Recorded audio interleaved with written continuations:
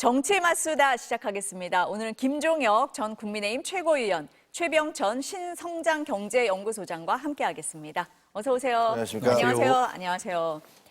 대법원이 내일 오후 3시에 더불어민주당 이재명 후보의 선거법 위반 사건 상고심을 선고합니다. 2심 선고가 나온 지 36일 만이고요. 대법원이 전원합의체 사건을 배부한 지 9일밖에 안 됐습니다. 이례적으로 빠른 선고, 최고위원님 어떻게 보세요? 정말 이례적으로 빠르죠. 네. 이례적으로 빠른데 그 뒤로 가면 갈수록 그 대법원의 부담이 점점 더 커질 것 같아요. 예를 들면 선거가 막 시작되는데 왜 그 판결 안 내리는 겁니까? 뭐 이렇게 되는 것도 공격도 받을 것 같고. 근데 판결을 내리면 그것이 뭐 누구에게 도움이 되든 간에 그때 또 더 시끄러워질 거 아닙니까? 그러니까 5월 10일 날 공식 선거운동 들어가기 전에 빨리 끝내야겠다라는 생각을 하는 것 같아요. 그래서 뭐 결과가 어떻게 내릴지는 저희는 알 수가 없습니다만 현재로는 뭐 그러더라고요. 그러니까 아마 이렇게 두 번만 전체 전원 합의 회의를 연 다음에 내리는 걸로 봐서는 아마 상고 기각을 할 가능성이 한 70~80% 되는 거 아닌가. 하지만 또 다시 파기환송을 할 가능성도 한 20~30%는 있는 거니까 좀 지켜봐야 될 것 같습니다. 그러니까 당초에 대선 전에 결과가 나올 거냐? 또 5월 11일 전에 지금 최고위원님 말씀하신 것처럼 5월 11일 이전에 나올 거냐가 관심이었는데 너무 빠릅니다. 어떻게 보세요, 소장님? 앞에서 이제 상고 기각 나올 가능성이 80~90%라고 표현하셨는데 네. 제가 보기엔 99%로 봐야 될 것 같습니다. 99%입니까? 70~80%라고 했어요. 네, 70~80%라고 표현하셨는데 그것도 좀 약간 짜게 잡으신 것 같고 99% 또는 뭐 99.9%로 봐야 될 것 같은데요. 그 이재명 후보가 예전에 경기도지사 시절에 성남시장 건 가지고 이제 그때도 이제 1심, 2심 그 2017년 대선을 앞두고도 그런 적이 있었거든요. 그때도 2022년 대선 앞두고 있었죠. 그때도 전원합의체를 통해서 대법원에서 무죄 선고가 됐었거든요. 그래서 그때도 이제 한번 위기를 탈출한 적이 있었는데 이게 지금 13인으로 구성되어 있는 대법원에서 이견이 있으면 이렇게 빨리 나올 수가 없다는 거거든요. 아무래도 이제 각 정당별 추천 그 대법관들이 있기 때문에 이거는 이미 만장일치 어떤 합의가 있는 거다. 그래야지만 이게 가능한 거기 때문에 여러 가지를 했을 때 뭐 99.99%에 가까운 정도로 상고 기각으로 봐야 되는 거죠. 그러면은 어쨌든 이견이 별로 없었기 때문에 이렇게 빨리 나오는 거다. 그렇죠. 그리고 이제 조희대 대법원장이 633을 얘기했는데 그렇죠. 이제 그동안 만했던 명분이 있으니까 아무튼 3개월 안에 끝내겠다 대법원에서라고 하면서 이거를 정치적 쟁점이 아니라 대법원이 그리고 실은 아마도 여론조사가 워낙 원사이드하기 때문에 그런 것도 홀가분하게 그냥 털어주고 가자 이런 생각을 한 게 아닌가 싶습니다. 그럼 민주당 입장에서는 대선을 부담 없이 치를 수 있는 상황이 될 그렇죠. 거다. 이렇게 보시는 겁니까? 그렇죠. 그래서 저는 전원합의체 네. 넘어가는 그 순간부터 이건 민주당한테 호재다라고 원래 생각을 했었고 민주당 입장에서는 최소한 소위 말하는 사법 리스크는 털고 대선을 치르게 되는 거죠. 이후에 나머지 재판이야 그다음에 다시 하더라도 일단 대선 이전에 ING인 상태에 있는 법안은 없게 되는 거다라고 볼 수 있는 거죠. 대선 영향은 어떻게 보세요, 최고위원님은 그럼? 만약에 상고 기각이 되면 그 이재명 대표에게는 상당히 도움이 되는 거죠. 근데 만에 하나라도 그 중에 이제 한 20~30%라도 그 전체 다를 파기환송할 수는 좀 쉽지 않을 것 같고요. 김문기 씨를 몰랐다라는 부분하고 그다음에 백현동은 내가 협박받아서 어쩔 수 없었다는 부분은 김문기 씨 몰랐다는 부분은 뭐 인식이니까 인식에 대해서 내가 안다 모른다를 주변에서 따져 물을 수 없다라고 그렇게 주장하고 있는 거잖아요. 근데 협박을 받았다는 건 그때 당시에 보면 여기 이름표 달고 뭐 경기지사 이재명 이렇게 이름표까지 달고 나오셔서 판넬까지 준비하고 오셔서 막 설명을 하셨잖아요. 그러면서 나 이거 협박받아서 했다라고 했는데 국토부에서도 협박을 한 사실이 없다. 그다음에 20몇 명의 그 관련자들이 다 나와서 그런 사실이 없다라고 얘기를 했기 때문에 누가 봐도 이것은 협박받은 사실이 없는데 협박받았다고 했다면 거짓말 아니냐 이렇게 얘기를 하잖아요. 그러니까 혹시라도 그 부분에 대해서 부분 파기환송을 할 수 있을지 그거는 뭐 가능은 한데 그것도 뭐 좀 사실은 뭐 쉽지는 않을 것 같습니다. 어쨌든 두 분 말씀을 들어보니까 그러면 대법원에서 이례적으로 이렇게 빠르게 선고를 한다는 건 무죄 쪽이지 않겠느냐. 그렇죠. 무죄에 무게를 두고 있다. 두 분 다 일단은 그렇게는 보고 계신 것 같습니다. 그렇습니다. 네. 지금 이제 내일 대법원 선고가 예정돼 있는 상황에서 더불어민주당이 오후 2시에 지금 선대위 출범식을 하고 있거든요. 그리고 본격적인 선거 체제에 들어갔습니다. 관련 발언부터 들어보시겠습니다. 이재명 후보와 상당히 좋은 인연을 맺고 있는 분들 중에서 정말 국민 통합에 제대로 실현할 수 있는 분들을 모셨다는 말씀 올리고요. 현재 위기 상황에서 우리 국민들의 목소리 또 국민들의 그런 다양한 의견들을 듣고 그것들을 모으고 이후 우리가 대선에서 승리하게 된다면 집권해서 활동하게 될 때 반영하겠다 이런 걸 해서 경청을 하겠다. 이제 누가 참여하느냐, 얼굴이 누구냐 이제 관심이 많았었는데 지금 참여하신 인사들의 면면을 보면 뭐 보수, 진보, 친문, 친명, 비명 뭐까지 다 아우르는 것 같습니다. 어떻게 좀 보고 계세요? 지금 국힘 일각에서 한덕수 총리 권한대행을 그러니까 그 권한대행을 얘기하면서 반명 빅텐트라고 있잖아요. 실은 민주당이 지금 반윤 빅텐트가 만들어지고 있는 걸로 봐야 되는 거죠. 그래서 윤여준 전 장관이라든가 그다음에 이제 심지어 뭐 선대위는 아니지만 조갑재, 정규재라는 약간 보수의 대표적인 농객분들도 만나고 이번에 이제 그 비명으로 했던 김부겸 전 총리도 데리고 오고 뭐 이제 과거에 노무현 정부 때 강금실도 데리고 오고 그다음에 이제 총선 때 이제 여러 가지 그 공천 과정에 논란이 있었던 박용진 전 의원도 데리고 오는 식으로 해가지고 실은 그다음에 이석연 전 법제처장 같은 사람 포함해가지고 그렇죠. 거의 뭐 친명 비명만 있는 게 아니라 보수에서도 약간 이제 조선일보 일부도 데리고 오고 내지는 뭐 약간 그 뭐랄까 극으로 볼 수 있는 여지인도 데리고 오고 그래서 이거야말로 계엄 반대 빅텐트가 실은 만들어지고 있는 거죠 오히려. 그래서 그 빅텐트는 저보기에 민주당에서 지금 만들어지고 있는 거지. 그리고 국민의힘은 실은 별로 빅텐트가 별로 관심이 없는 것 같다 아직까지도. 뭔가 반성을 하고 그다음에 넘어가야 되는데 그런 점에서 민주당은 좀 명실상부한 빅텐트 용광로 선대위의 컨셉에 맞게 그리고 지난 대선에서 0.73% 져가지고 이 어떻게 보면 되게 이제 여러 가지 어려운 시간을 보낸 거잖아요. 여러 가지 사법 리스크가 없어지는 그거를 좀 뼛속 깊이 뭔가 좀 되새기고 있는 게 아닌가 이런 생각이 듭니다. 국민의힘에서 반 이재명 빅텐트 얘기하는데 아니다. 민주당에서 먼저 반윤 빅텐트를 쳤다. 또는 지금 반개헌 빅텐트가 만들어지고 있는 반개헌 거죠. 빅텐트다. 예. 어떻게 평가하시겠어요? 뭐 선대위 구성하는 명단을 대충 봤는데요. 그 한 10페이지 넘는 것 같더라고요. 이렇게 두껍더라고요. 그래서 수백 명이더라고요. 그래서 저거 보면서 첫 번째 드는 느낌은 아니 무슨 총통제 국가를 만들려고 그러나 무슨 이게 뭐지? 그 모든 사람의 이름을 쫙 늘어 열거해 놨더라고요. 그래서 뭐 한편으로는 부럽기도 하고 한편으로는 참 어떻게 국정을 만들어 가겠다고 벌써 완전히 대통령 되셨네라는 생각 같은 게 저는 뭐 경쟁자의 입장이니까 네. 그런 생각이 들었습니다. 그래서 이분 저분들 뭐 온갖 분들을 다 거기다가 이름을 집어넣어 놨더라고요. 근데 사실 뭐 저희도 지금 캠프에서 일을 하고 있습니다만 그렇게 되면 하나도 안 돌아가요. 실제로 일을 누가 그렇게 많은 사람들이 하겠습니까? 이름만 쫙 했고 몇백 명 올려놓으면 그게 무슨 제대로 돌아가는 조직입니까?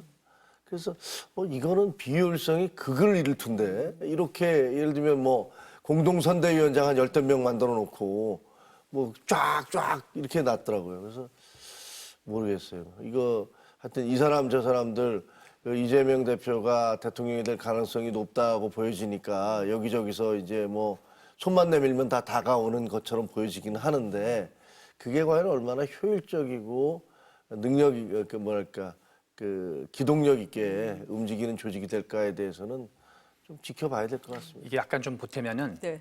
우리가 옛날에 2002년 대선 노무현 후보 같은 경우는 기동력이 중요했어요. 그때는 이인재 대세론이 민주당 내선에 있었고 노무현 후보가 쫓아가기 때문에 일종의 기동성, 팀워크, 소수정의 이런 게 오히려 더 의사결정이 빨랐거든요.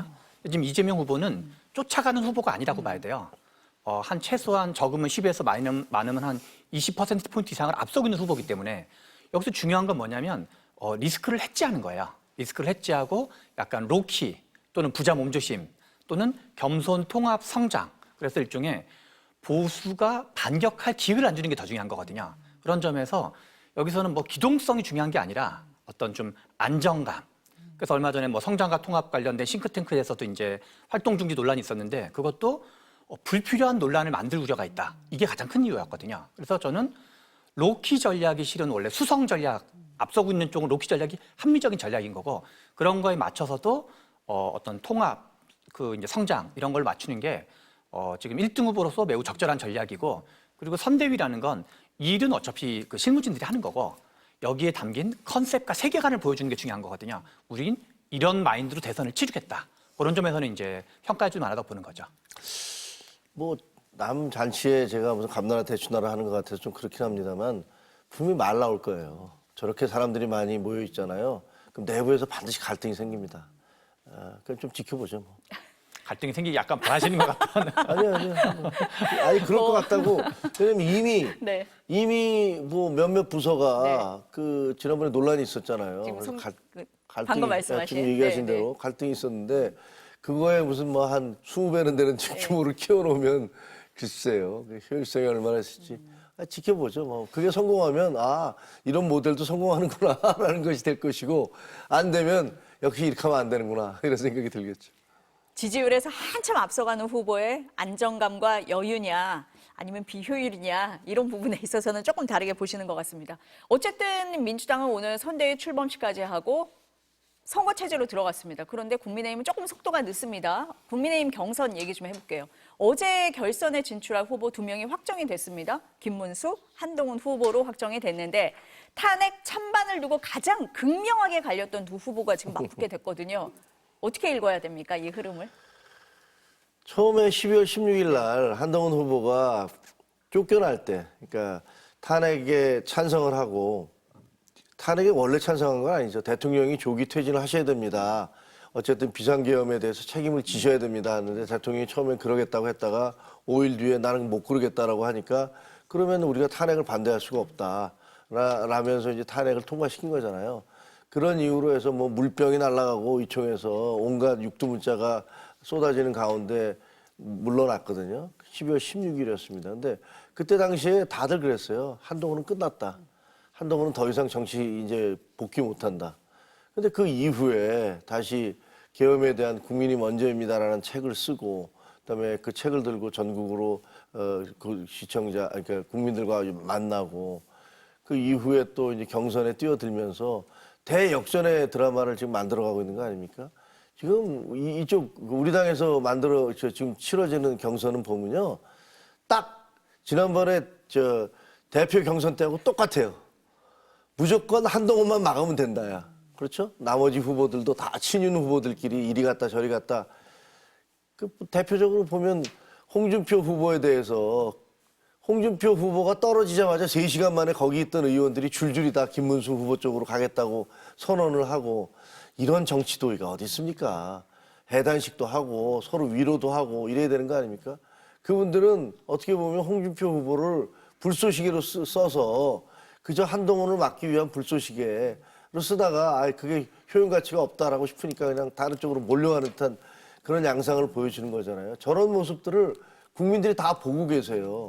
저게 뭐야 도대체 이런 생각을 하기 때문에 저는 이제 2강이 남게 됐습니다. 2강이 남게 됐는데 김문수 후보께서는 처음에는 뭐 한때 엄청 하늘 높이 치솟아 올랐다가 계속 떨어져 가고 계신 거고 저희는 바닥에 있다가 바닥에서부터 계속 올라오고 있는 거 아닙니까? 저는 이미 크로스는 이뤘고 그다음에 이제 뭐 사흘 뒤에 이뤄질 5월 3일 날 전당대회에서 결판이 다 날 거다 이렇게 생각을 합니다. 지금 국민의힘 쪽에서는 경선 과정 일치를 보면 네. 말씀하신 대로 약간 대선에서 이기는 거에 관심이 있다기보다 약간 대권은 좀 포기하더라도 당권을 어떻게 좀 잡는 거에 관심을 두지 않냐. 왜냐하면 그 지난 대선 원래 선거 방식은 잘 안 바꾸는 게 일반적이거든요. 민주당이 됐건 국힘이 됐건 원래 사자 경선 방식이었어요. 결선 투표 없는 사자 경선. 지난 대선만 해도. 근데 이러다가 혹시라도 그 탄핵 찬성표가 못 열려서 한동훈 후보가 되는 거 아니야 그래가지고 결선을 도입하고 이제 4강, 2강을 도입했죠. 그 다음에는 어제 그저께 이제 선출되자마자 곧바로 오히려 이제 뭐랄까 이제 한동훈 후보 입장에서 좀 상승세인 거는 명백하잖아요. 그리고 이제 2강으로 올라갔는데 그러면 이 상승세를 혹시라도 누릴까봐 그 한덕수랑 또 단일화가 있을 거다 해가지고 마치 국민의힘 경선의 주목도를 떨어뜨리기 위해서 노력하는 거라 그럴까요? 권성동 원내대표가 기자들과 만나서 얘기하는 거라든가. 그래서 이게 국민의힘 경선을 붐하는 거에 관심 있는 건지 어떤 좀 띄워주기에 관심 있는 건지 이걸 이렇게 캄다운 시키는 거에 관심 있는지 의심스러울 정도로 그래서 계속 여러분들 국민의힘에 너무 관심 갖지 말고 바깥에 관심 가져주십시오.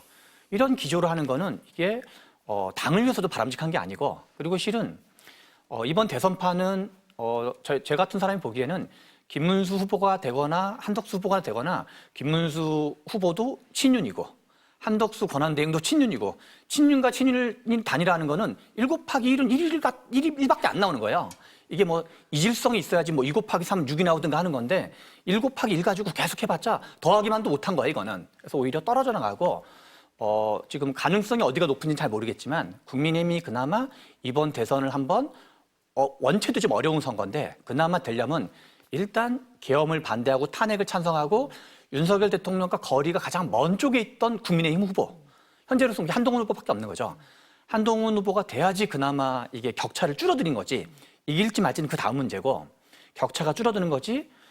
제가 보기에는 김문수 후보로 되는 순간 한덕수 권한대행과 단일화 하든 말든 이번 대선은 사실상 아까 전에 말한 99.9%처럼 네. 거의 끝나는 거에 가까워진다. 그래서 국민의힘의 그 지지층들, 국민의힘 지지층들이 뭔가 전략적 판단을 하는 게 좀 필요한 타이밍이 아닌가 이런 생각이 듭니다. 지금 소장님이 단일화 말씀을 하셔가지고요. 그 탄핵 반대파 중에 홍준표 후보보다 김문수 후보한테 표가 더 많이 간 건 한덕수 권한대행하고 단일화에 대해서 가장 열려 있었잖아요. 그래서 그걸 희망하는 강성 당원 표심이 집결한 거 아니냐 이런 해석도 나왔습니다. 그런데 한동훈 후보는 단일화 경선에 대해서는 일단 선을 긋고 있거든요. 두 후보의 발언부터 들어보시겠습니다. 저 김문수는 누구라도 손잡고 반드시 이재명 독재를 막아내겠습니다. 대한민국을 건국한 이승만 대통령과 한강의 기적을 이룩한 박정희 대통령의 정신을 이어받아 새롭게 앞으로 위대한 대한민국을 다시 세워내겠습니다. 계엄과 탄핵으로 깊게 갈라진 우리 사회를 반드시 통합하겠습니다. 이번 대선은 자유민주주의를 지키고 대한민국을 수호하기 위한 체제 전쟁입니다. 저는 후보가 돼서 모든 세력과 함께 모을 것입니다. 그런데 지금 우리 경선이 이렇게 치열하게 진행되는 과정에서 그런 행태가 나오는 것은 잘못된 겁니다. 이재명 후보가 됐을 때 올 수 있는 대한민국 위험해지는 것을 막고 우리가 미래로 가는 생산적인 정치를 해야겠다. 이런 생각을 공유하고 또 더 나아가서 자유민주주의와 공화주의 동의하는 상식적인 정치를 하는 분이라면 저는 누구에게도 손을 잡자고 할 겁니다. 이제 내일하고 모레 당원 투표, 국민 여론조사를 거쳐서 5월 3일에 최종 후보가 선출이 되잖아요. 그러면 이 단일화에 대한 입장이 영향을 줄 거라고 보십니까? 어느 정도 영향을 미친다?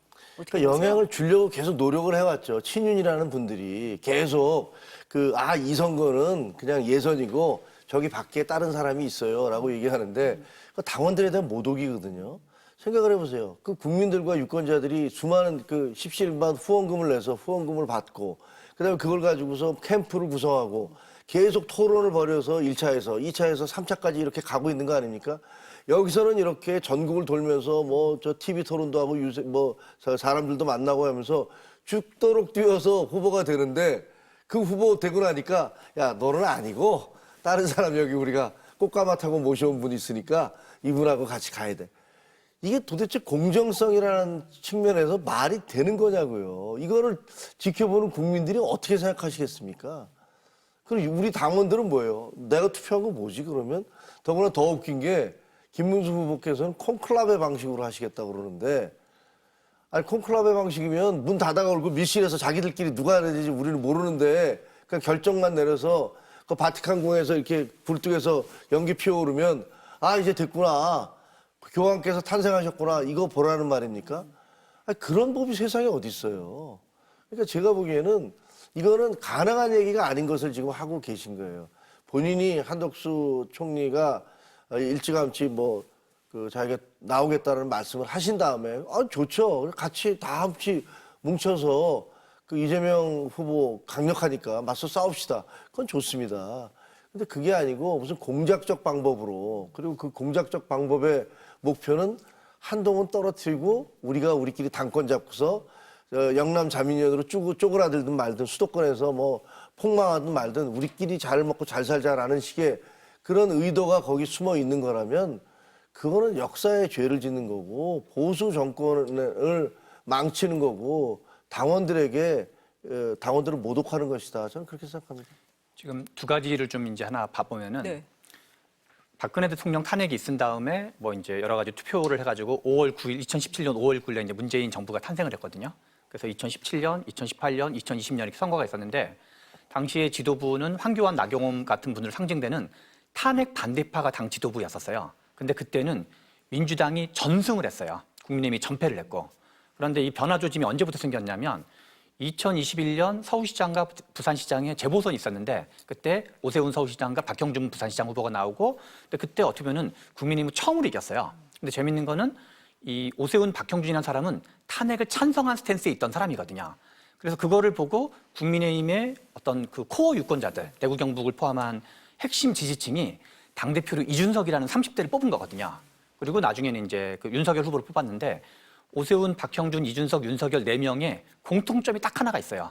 탄핵을 찬성한 보수였다는 거예요. 그래서 탄핵을 반대한 보수가 국힘의 지도부였을 때는 민주당이 연전연승을 했던 거고 그러니까 탄핵을 반대한 쪽일 때는 민주당이 연전연승하고 탄핵을 찬성한 쪽이 그나마 탄핵의 강을 그 유승민 의원을 뽑진 않았지만 다른 방식을 통해서 탄핵을 강을 건넌 거죠. 그러니까 그나마 약간 박빙으로 이제 뭔가 선거가 된 거고 그런 점에서 실은 국민의힘이 뭔가 해보려면 일단은 개헌 반대 탄핵 찬성파가 국힘 후보 되는 게 하나가 있고 두 번째는 한덕수 권한대행 단일화가 여러 가지로 말도 안 되는 얘기가 거의 모든 여론조사에서 중도라고 입장을 밝힌 사람은 잘하고 있냐 못하고 있냐에서 못하고 있냐가 훨씬 높고 그리고 출마하는 게 바람직하냐 아니냐 해서 바람직하지 않다가 거의 70%에 버금가는 여론조사가 거의 대부분의 여론조사가 지금 그렇게 나오고 있거든요. 그러면 중도의 70%가 바람직하지 않다고 하는 사람을 굳이 내서 이거는 중도를 포기한단 말과 같은 말인 거죠. 그래서 그거는 그냥 뭐랄까 친목회 같은 걸 한다 그럴까? 그래서 그냥 야 우리끼리 그냥 알콩달콩 해가지고 만족하는 걸로 이 대선을 뭐 이겨보려는 어떤 기획이라기보다 그냥 약간 집안잔치 같은 또는 이제 그냥 원래 윤석열 대통령하고 민주당 미워하는 사람들 중심으로 그런 거에만 너무 안주하는 그래서 사실상 대선은 포기한 거 아닌가 이런 의혹이 들 정도입니다. 저희 당의 당원 당규에 따르면 대통령 후보가 되면 당무를 장악을 하게 돼요. 담임권이 생기는데 근데 보면은요. 한덕수 총리 같은 경우는 정치를 한 번도 그러니까 정당 생활을 해보신 적이 없는 분이시잖아요. 그러니까 만약에 그분이 당 대표가 되면 당에 대해서 아무것도 모르기 때문에 그걸 누구한테 맡기겠습니까? 그 자기를 옹립해 준 사람들한테 맡길 거 아닙니까? 그러면 당권은 자기들이 다 가져가게 되는 거예요. 그러니까 그런 거를 머리에 염두에 두고 그래서 무슨 뭐 이분이 경쟁력이 있든 없든 그래서 뭐 대선에서 지든 말든 우리는 당권을 장악해서 이것만 갖고 가면 된다. 혹시라도 그런 생각을 하는 게 아닐까라는 그런 의혹을 사고 있는 거예요. 주변에서 보면. 왜냐하면 너무나 비논리적인 일들이 자행되고 있으니까요. 두 분 말씀을 들어보면 어쨌든 단일화 경선이라는 거에 대해서는 다 부정적이세요. 지금 두 분 다. 시너지 효과가 없을 거로 보는 거죠. 효과도 없고 네. 이거를 왜 하느냐. 안 되는 쪽으로 지금 가고 있다 이렇게 말씀을 하시는데 그런데 지금 당원들이나 어쨌든 국민 여론조사를 통해서 최종 후보를 결정해야 되잖아요. 그러면은 국민들이 이거를 인지를 하고 있다라고 하면 그럼 탄핵에 찬반을 했느냐. 계엄에 대해서 어떻게 생각하느냐. 이게 결정을 하는 어떤 선택의 변수가 된다. 이렇게 보십니까? 기준이 된다. 이렇게 보세요? 아니 지금 그렇게 가고 있죠. 그렇게 가고 있어요? 왜냐하면 그리고 아마 본선에 들어가면 당연히 그거 물어볼 거 아닙니까? 당신이 계엄 당시에 뭘 했느냐. 오늘 바로 토론회에서 그 얘기가 나올 것 같긴 해요. 그런 얘기도 물어볼 거예요. 이미 저희는 여러 번 그런 얘기가 있었습니다만 예를 들면 한덕수 총리님은 그때 당시 총리셨잖아요. 계엄과 가장 가까이 있었던 분이에요. 왜? 우리는 몰랐거든요. 제일 먼저 그 얘기를 들은 것도 총리님이시잖아요. 대통령이 계엄을 해야겠다 그러니까 그분께서 그러면 국무회의를 거쳐야 됩니다라고 해서 그 국무위원들을 불렀다는 거 아닙니까? 그래서 10시에 하기로 했던 것이 10시 반으로 늦춰지고 이랬다고 하는데 근데 만약에 역을 생각해서요. 그때 대통령이 막 펄펄 뛰면서 계엄을 해야겠다고 흥분 상태에서 그렇게 얘기할 때 총리가 대통령님 저는 그거 못 받아들입니다. 저는 여기서 사임하겠습니다. 라고 얘기를 했으면 그리고 그 옆에서 다른 장관들이 저도 사임합니다. 라고 얘기를 했으면 대통령이 계엄할 수 있었을까요? 저는 못했을 거라고 봅니다. 마치 닉슨이 자기를 수사하던 특별검사를 해임시키라고 그러니까 법무장관이 제가 사표내겠습니다. 라고 얘기를 했고 그리고 법무차관한테 당신 해임해. 그러니까 저도 사표씁니다. 그러니까 결국 그 다음에 닉슨이 물러가 버린 거 아니에요. 만약에 국무위원들이 거기서 제대로 역할을 하고 이건 말이 안 됩니다. 라고 얘기를 했다면 아무리 고집센 대통령이라도 할 수 없었을 거예요. 지금 제가 보기에는 민주당은 꽃놀이패를 갖고 있는 거예요. 한편으로는 한덕수 총리가 나오라고 슬슬 부채질을 해요. 이걸 부채질하면 할수록 여기 경선은 엉망이 되는 거거든요. 아니 여기서 꽃가마 타고 대기한 사람이 있는데 여기서 피 터지게 싸우는 사람들이 무슨 의미가 있겠어요. 그러니까 계속 한덕수 하면서 무슨 희망을 불러일으키고 그러면 이쪽에서 경선은 엉망진창이 되고 한덕수 총리가 나오면 그때부터 한덕수 총리를 마구잡이로 두드려 패기 시작해. 그럼 한덕수 총리 또 팍 꺼져. 그러면 이쪽도 꺼지고 이쪽도 꺼지고 그러면 전략적으로 보면 민주당 입장에서는 얼마나 편하겠습니까? 제가 보기에는 너무나 전략적인 판단을 하고서 지금 민주당에서는 그렇게 움직이고 있는 거예요. 근데 우리 쪽에서는 그 장단에 그냥 춤추고 있는 거예요, 지금. 죽을 길로 가는 것도 모르면서. 그래서 저는 정말 너무 답답해요.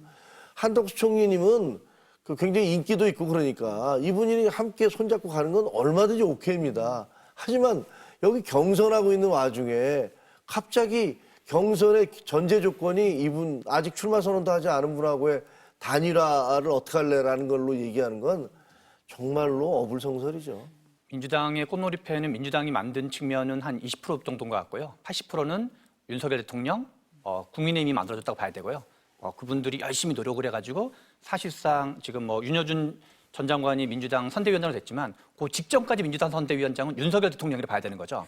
윤석열 대통령이 이재명 대표 지지율을 더 올라가라면서 일종의 반감을 결집시켜준 게 가장 이재명 대표 사법 리스크가 더 심해, 윤석열 대통령 계엄이 더 심해. 그러면 당연히 이건 게임이 안 되는 거거든요. 그래서 이 꽃놀이패가 됐건 뭐가 됐건 대부분은 80 내지 90% 에너지는 국힘으로부터 좀 나오고 있다. 민주당은 다만 그거에서 어떤 신중, 로키, 어떤 부자 몸조심 또는 성장과 통합 앞에서 그것이 누수되지 않도록 한 20, 30%를 챙기는 역할을 하고 있고 한덕수 권한대행이 중도 확장 효과는 없는데 친윤 재결집 효과는 있는 것 같아요. 그래서 실은 한덕수 권한대행 논란이 나오기 전까지만 보면 김문수 전 장관 지지율이 꽤 높았거든요. 그래서 한덕수 권한대행 논란이 나오면서 김문수 장관 지지율도 같이 떨어졌어요. 그래서 어떻게 보면은 김문수 장관 지지율이 만약에 편의상 20%였다고 치면 10%는 한덕수 주고 10%는 본인이 가지면서 근데 이게 그러면 효과가 전혀 없었냐? 어떤 효과가 있었냐면 김문수 장관의 지지율을 더 떨어지는 걸 방지한 효과는 있었던 것 같아요. 뭐랄까요? 착시 효과라 그럴까요? 마치 정치 안 하고 뭔가 지금 약간 새상품 같은 느낌이 살짝 드는 한덕수라는 사람이랑 단일화를 하면 뭔가 우리가 새로운 판이 열릴지도 몰라라는 약간의 착시 효과를 주는데 그거는 친윤 지지자들에게만 주는 착수 효과인 거죠. 중도는 그거에 관심이 없고 저 사람 똑같은 사람 아니냐. 그래서 원래는 친윤 지지자였던 분들도 대선이 다가오면 다가올수록 4월 4일 헌법재판소 인용 이후로는 우리가 이기려면 옛날 이준석 뽑은 것처럼 한동훈 같은 사람 뽑아야 되는 거 아니야? 라는 논란이 더 커질 소지가 있었거든요. 근데 한동훈이랑 카드 말고 새로운 어떤 막 이렇게 지지고 볶고 하다가 단일화를 하면 속된 말로 단일화 쇼를 하면 지지율이 갑자기 펑 하고 뛸지도 몰라. 옛날에 노무현, 정몽준 등등 단일화 그러지 않았냐 하면서 그냥 친윤 지지층만 속아 넘어갈 수 있는 그런 착시 효과를 줘서 결국 합계 지지율이 언제나 그대로예요. 한덕수를 김문수를 넣고 한덕수를 넣고 해가지고 합계 지지율의 변화는 없는 그냥 친윤 열성 지지층 일부만 속아 넘어가는 그런 약간 당내용 정치 쇼잉이다 이렇게 보여집니다. 김문수, 한동훈 후보 중에 누가 올라갈 거냐 제가 최고위원님한테는 안 여쭤볼게요. 네. 답을 알고 있어서 소장님은 어떻게 보세요? 저는 지금 흐름이라면 국민의힘이 그나마 선거를 조금이라도 득표를 올리려면 한동훈 후보가 올라가는 게 유리하다고 보지만 이게 이제 구도 효과가 있고 그래서 어떤 탄핵 반대 탄핵 찬성 구도가 그전에 한 6.5 대 3.5 또는 많이 잡아야 6 대 4 정도로 봐야 되는데 그 구도를 요 이틀밖에 안 되는 날짜에 오늘까지 10시에 토론회하고 내일과 모레 이틀간 토론회하는데 이거를 뒤엎을 정도까지는 시간이 너무 짧은 것 같다. 한 일주일 정도만 더 있어도 여론이 퍼지는 속도가 있었을 텐데 그래서 저는 한동훈 후보가 많이 따라붙긴 할 것 같은데 역전까지는 만만치는 않을 것 같다. 그런 생각입니다. 어떠세요? 그거는 지금 사자 토론, 사자 경선에서 누가 1등을 했는지에 대한 걸 모르잖아요, 우리가. 근데 사실 저희는 저희가 이겼다라고 생각을 하고 있거든요. 그러니까 이미 그 크로스는 일어났다. 이미 당원들 사이에서도 이거 이기는 후보 뽑아야 될 거 아니냐 라는 식의 어떤 의견들이 팽배해 있고 그리고 지난번 토론을 보면서 다들 그러더라고요. 우리도 나이 든 후보 내보내면 이재명 후보한테는 상대도 안 되겠다. 그런 얘기들 많이 하시더라고요. 이렇게 나이 드신 어르신들이 그런 얘기를 많이 하더라고요. 역시 젊은 애 뽑아야겠어. 야, 한동훈이 나 기분 나빠서 안 지지했었는데, 좀 생각 달라졌어. 이런 얘기들 많이들 하시더라고요. 결국은 민심과 당심이 그렇게 크게 달리 가지는 않습니다. 일반적으로 사람들이 그런 감정 같은 것들이 조금 가라앉고 나면 결과적으로는 우리 당이 살아남기 위해서는 어떤 후보를 뽑아야 경쟁력이 있느냐라는 것을 생각하기 때문에 저는 이미 승부는 끝났다. 이렇게 오히려 생각하고 있습니다. 조금 입장의 차이는 있습니다만 5월 3일 날 누가 올라가는지 그거는 보도록 하죠. 며칠 안 남았으니까요. 어제 이제 결선에 진출한 두 후보 다들 관심이 많았는데 홍준표 후보가 엄청 주목을 받았어요. 대선 4수 도전 또 사이다 발언으로 홍카콜라 이렇게 불리기도 하는데 탈락 이후에 바로 그 자리에서 정계 은퇴 선언하고 오늘 탈당한다 이렇게 얘기를 했습니다. 최고위원님 어떻게 보셨어요? 어제 그 장면. 홍준표 선배 나온 결정이다라는 생각이 들었어요. 진짜 풍운하잖아요, 사실은. 저도 홍준표 선배님이 이제 우리 후보님이 정치에 처음 입문할 때 제가 마침 또 정치부 기자였어요. 저분 이제 그 검사 시절부터 제가 알고 있거든요. 정말로 입지전적인 삶을 살아왔고, 그리고 검사할 때도 정말 얼마나 돌풍을 일으켰던지 몰라요. 뭐 본인이 모래시계 검사의 모델이 나다라지만 그게 진짜인지는 잘 모르겠어요. 거기에 대해서 이견이 좀 있는데, 그럼에도 불구하고 검사 시절에 특수부 검사의 어떤 한 맥을 잇는 정말 잘 나가던 검사였던 건 분명해요. 그리고 정치판에 들어와서도 여러 차례 좌충우돌을 하면서 기성 정치인들이 하지 않는 문법 그런 세상을 개척해온 게 맞죠. 두 번의 당대표도 하고, 그다음에 시장, 도지사, 어떻게 보면 뭐 관운도 좋으셨는데, 이번에 이 도전, 대선은 하늘의 뜻인지, 뭐 본인이 이제 떨어지게 되니까 그 자리에서 사퇴를 하셨는데, 그거는 제가 보기엔 일종의 서운함도 있는 것 같아요. 당에 대한 서운함. 그러니까 왜 엊그제 쓸 때 나 혼자 절의 고도에서 뛰는 것 같다. 대권은 관심 없고 당권에만 관심 있는 사람들 이러면서 자기 캠프를 공격한 거잖아요. 나를 도와주는 사람들이 알고 봤더니 나를 도와주러 왔다고 해놓고서 알고 봤더니 날 불쏘시개로 쓰려고 하는 거구만. 이러한 불만 같은 게 있었던 것 같아요. 그래서 바로 하자마자 정계 은퇴를 하면서 굳이 탈당을 하겠다라고 얘기했던 것은 그런 의미가 있는 것 같아요. 그리고 그걸 반영이라도 하듯이 실제로 어저께 그 경선에서 떨어지니까 3시간 만에 거기 있던 모든 의원들이 다 우리는 김문수 쪽으로 갈래요 라고 발표를 했지 않습니까? 이게 정말 정치도 이상 있을 수 없는 일이거든요. 적어도 자기가 어쨌든 짧은 시간이라고 보스로 같이 모시고 같이 뛰었으면 떨어진 다음에 위로도 하고 해단식도 하고 뭐 이러면서 갔잖아요. 가는 거잖아요. 근데 그 홍준표 후보가 가는 거 빠이빠이도 안 하고 그거 그냥 바로 우리는 이쪽 캠프로 이렇게 옮겨 탈랍니다. 4층이고 6층이고 그렇거든요. 4층에서 6층으로 올라가랍니다.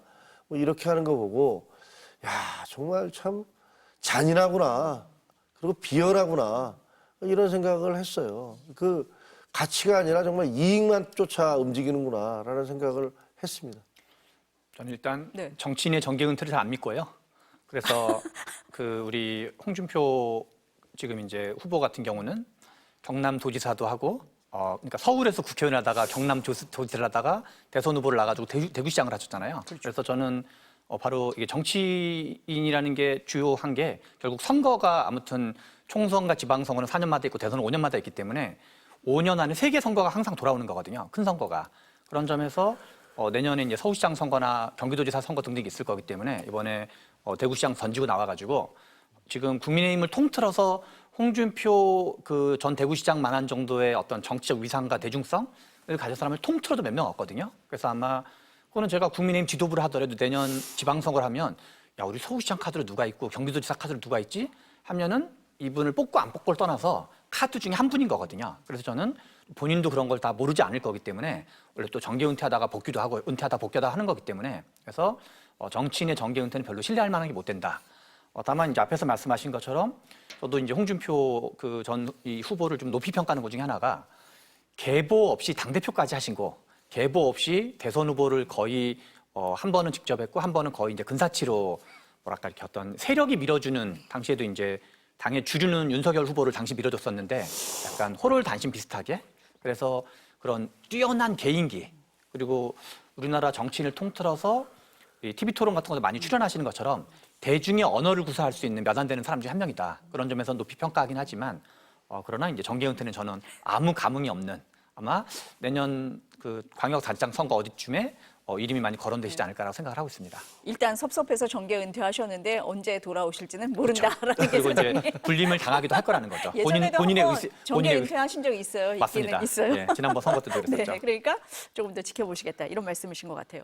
저희가 앞서서 이제 얘기를 하면서 한덕수 권한대행 얘기를 계속했는데 언제 출마 선언할 거냐, 뭐 여러 시기를 놓고선 얘기가 있었잖아요. 그런데 미국과 관세 협상에서 성과 보여주면서 출마 선언할 거다, 뭐 이런 관측도 있었습니다.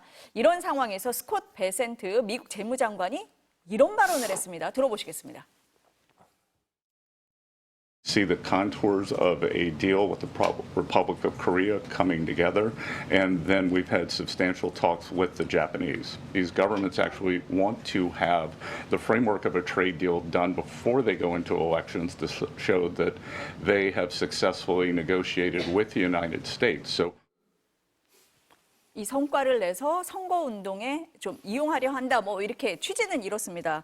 근데 우리 정부가 원래는 6월 대선 이후에 차기 정부가 협상을 마무리 짓는 7월 패키지 협상을 추진하고 있다 이렇게 밝혔는데 스콧 베센트 장관 발언이 나오니까 정부는 사실이 아니다 이렇게 반박 자료를 냈어요. 그리고 최상무 부총리는 이게 미국 국내용으로 얘기한 거 아니겠느냐, 하지만 미국 재무부의 발언 배경이 뭔지 요청은 했다 이렇게 얘기를 했습니다.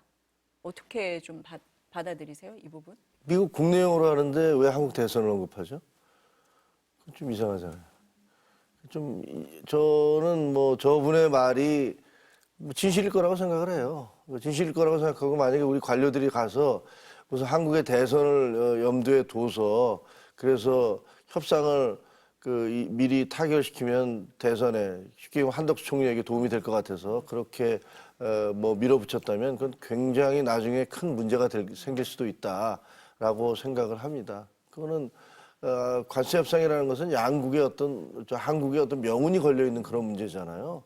그런 것들을 잘 준비해서 차곡차곡 우리 실리에 따라서 밀어붙여야 되는데 어떤 시기를 정해놓고 하다 보면 뭐 안 줄 것도 주고 막 이러는 거 아닙니까? 그럴 수도 있는 거 아니에요. 그렇게 되면 그 피해는 다 국민들이 지게 될 텐데 내가 대선에 나오기 위해서 미국과 협상을 빨리 끝내야 되니까 뭐 그렇게 밀어붙인다? 그게 만약에 사실이라면 그 후보 그렇게 했던 분이 정치적으로 큰 타격을 입지 않겠습니까? 그러니까 뭐 미국에서는 관세 협상 잘 되고 있는 거냐 뭐 이런 질문이 나오니까 한국, 일본하고 잘 진행되고 있다라고 얘기하면서 이런 얘기가 나왔을 거다라는 게 우리 정부 측 입장인 것 같아요, 지금. 그런데 지금 네. 이 스콧 베센트 재무부 장관 얘기가 신뢰가 갈 수밖에 없는 이유 중에 하나가 한덕수 권한대행은 이전에 나쁜 선례들이 너무 많아요.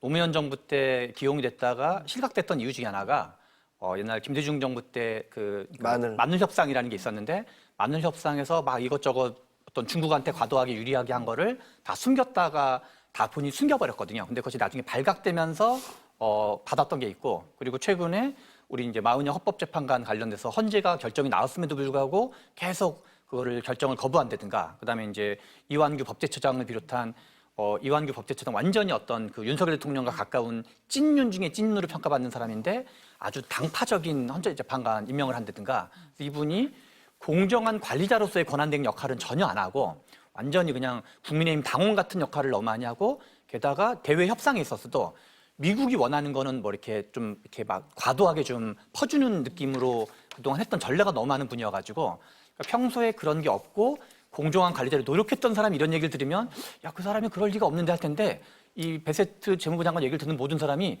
맞아, 이 사람은 그러고도 남는 사람이야 라는 그동안의 행적이 너무 안 좋은 게 많기 때문에 상식적으로 생각한다면 이 우리 스콧 베센트 재무부 장관 얘기가 훨씬 더 사실 확률이 높다라고 합리적 의심이 들 수밖에 없는 거죠. 그러니까 정부에서 뭐 반박을 하고 있지만 소장님 보시기에는 좀 따져봐야 될 부분이 있는 것 같다. 그러면 이 관세 협상도 논란이 있고, 만약에 내일 이재명 후보가 무죄를 받는다. 그러면은 상황이 조금 여러모로 한덕수 대행에게 어려울 수 있을 것 같은데, 그럼에도 불구하고 출마는 할 거다 이렇게 보십니까? 그렇죠. 그리고 우리가 이제 미국에다가 그 미국 재무부 장관을 우리 국회에서 불러가지고 질의하거나 그럴 수는 없는 거잖아요. 우리가 물어본다 그래서 거기가 뭐 꼬치꼬치 다 일일이 얘기해주지 않을 거기 때문에 그냥 원론적인 얘기에서 외교적인 선을 넘지 않는 법안에서 얘기할 거기 때문에 이제 국내에서 논란만 되는 식으로 되겠죠. 근데 다만 합리적 의심으로 볼 여지가 너무나 많다. 이 정도인 거죠. 그러니까 그런 논란도 있고 이재명 후보의 내일 대법원 상고심도 있고 하지만 그런 거와 상관없이 어쨌든 출마는 할 거다라고 그렇죠. 출마는 보시는 거예요? 뭐 이제 국민의힘 친윤 쪽 분들이랑 저는 국민의힘 분들이 야, 이거 어떻게 해서 꼬셨는지가 너무 궁금한데 왜냐하면 제가 보기에는 당선 가능성이 별로 없고 그리고 시너지 효과도 별로 없고 그리고 뭐 그 김문수 후보가 되는 거를 한덕수 후보가 설령 후보가 된다 그래서 이분이 선거운동을 잘할 가능성도 높지 않고 그래서 제가 보기엔 합리적으로 생각하면 안 나오는 게 너무나 맞는데 도대체 어떻게 이 친윤 쪽 분들이 뭐랄까 이렇게 달콤한 얘기를 하셨는지 그거 능력 하나만큼은 제가 보기에는 뭔가 있으신 것 같다. 네. 그러나 전체 판에는 별로 큰 의미가 없어 보인다라는 생각이 듭니다. 그 많은 언론이 그랬잖아요. 5월 1일 날 사퇴하고 2일 날 대선 출마 선언할 거다 뭐 이렇게 나오고 있는데 이런 논란에도 불구하고 출마할 거다 이렇게 보십니까? 저는 아직도 뭐 그렇게 지켜봐야 된다고 봅니다. 왜냐면 처음부터 뭐 여러 가지 이유로 해서 나오는 게 말이 안 된다. 또 다른 희극 하나를 보태는 것이다. 과거에 뭐 반기문 총리 사무총장도 그러셨고 공무원으로 평생 살아온 분이 정치판에 그 거친 데 나와서 그때부터 쏟아질 그 비판과 그 검증 이런 것들을 견뎌낼 수 있을까? 저는 뭐 못 견뎌낸다고 봅니다.